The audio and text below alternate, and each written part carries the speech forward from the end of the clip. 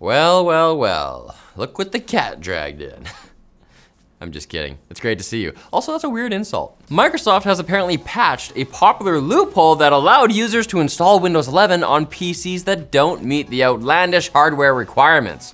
Why convince people to download your OS when you can just make it harder to upgrade for those who actually want to? This particular trick allowed anyone to bypass the TPM 2.0 chip requirement of Windows 11 by tricking the OS's setup file into thinking your machine was a server. Classic. Not a host. That's another computer and restaurant word. Unfortunately, Twitter user The Bob Pony discovered that the most recent insider build of Windows now also requires servers to have TPM 2.0 support. This isn't the case in normal Windows yet, but chances are they'll be rolling out an update soon. And that could leave you with a non-functional system if you use this workaround to install Windows 11. There are still other methods to install Windows 11 without having TPM 2.0. For example, open source utility Rufus apparently has its own workaround too. I doubt Microsoft is going to succeed at patching every method for bypassing the hardware requirements, but I'm happy to have them try. That means less time for them to program more ads into Windows 11. Just kidding, they'll make time. Procreate, the company behind the popular art app for iPad, have pledged to never add AI to their products. This is despite the existence of the 2010 song Never Say Never by Justin Bieber. In a video posted by the company's Twitter account, CEO Jason Kuda said, "I really hate generative AI." And Procreate's website features a page dedicated to their anti-AI stance. As a result, the company has received a lot of love from digital artists who probably are tired of having generative AI trained on their work without consent.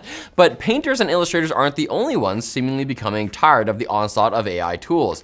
AI photo editing and image processing features are starting to raise questions about when a photo stops being a photo. Just last week, award-winning iPhone camera app Halide has introduced a new feature called Process Zero, allowing users to take photos without any AI or image processing at all. Of course, Halide costs $20 a year, so now ironically you need to pay a subscription to not use AI. National Public Data, or NPD for short, has finally confirmed it had a data breach, though they don't actually seem too sure.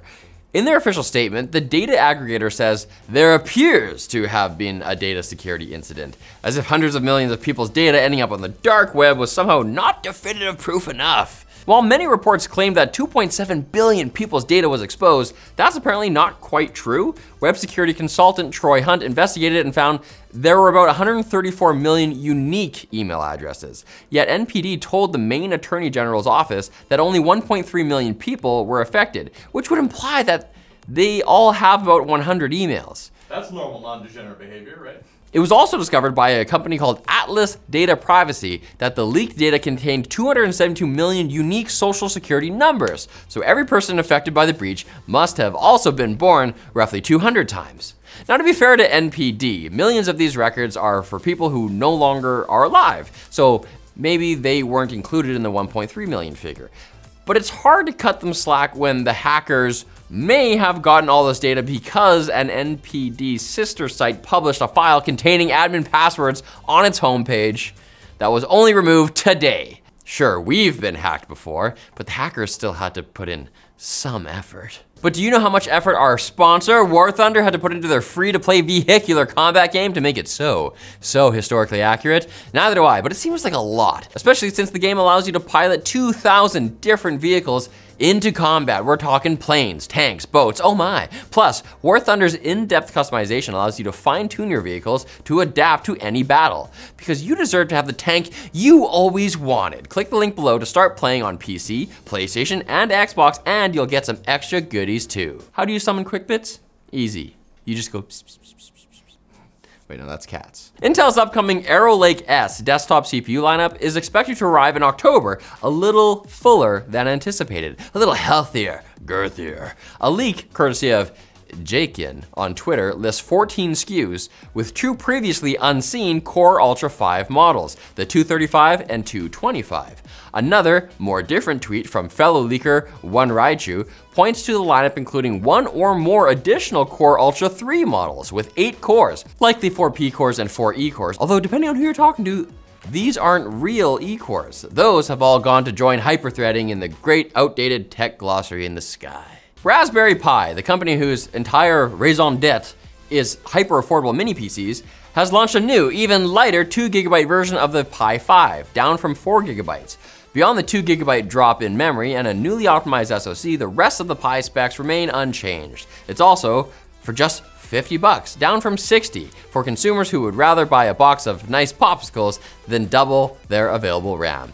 Yet unclear is whether Raspberry Pi will follow this up with a 1GB version, or whether they'll follow that with an infinite number of Pis, each with half the memory of the previous model, Zeno's Paradox style.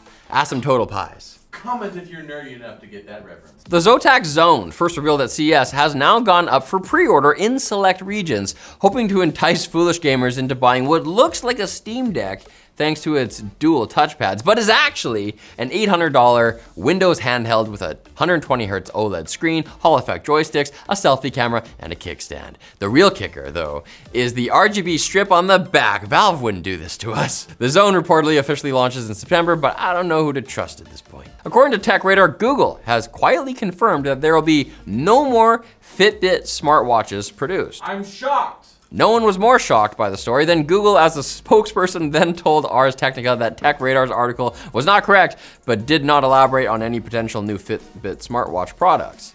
This confused us, because last week, the senior director of product management for Pixel Wearables told Engadget that moving forward, Fitbit will be focusing on trackers, not smartwatches. So I feel like not even Google knows what Google is doing. That's fun.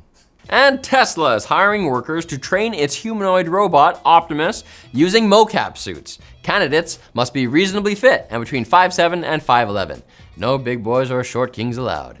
Unfortunately, this training might take millions of hours of data, meaning that the first sign of the robot apocalypse may be an epidemic of repetitive strain injuries.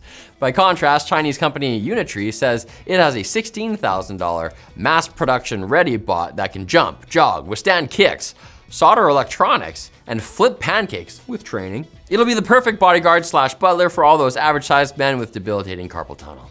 But it would be even more debilitating if you didn't come back on Wednesday for more tech news. I know when you aren't here, and frankly, it hurts. Almost as bad as my carpal tunnel.